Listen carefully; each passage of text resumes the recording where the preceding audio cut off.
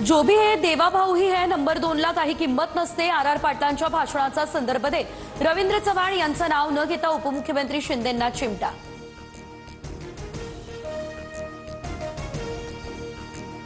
भाजप पूर्णपणे बाटलेला पक्ष, भाजपचं आयुष्य फोडाफोडीत चाललंय।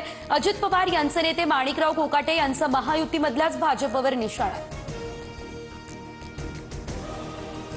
भाजपकडून सोलापुरातील 12 नगर परिषदेसाठी प्रत्येकी 25 कोटीप्रमाणे 300 कोटी वाटपासाठी आले।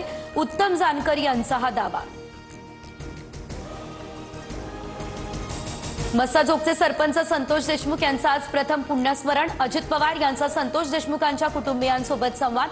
आरोपी कृष्णा आंधळे कधी सापडणार, गावकऱ्यांचा सवाल।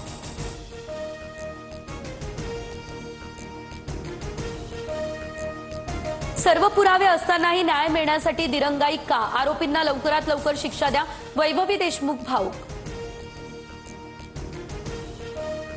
अडचणीत असले की परळीकर देवाआधी धनंजय मुंडे यांच्याकडे येतात। परळीमध्ये आपणच भगवान आहे अशा प्रचारात धनंजय मुंडे यांचा सूर।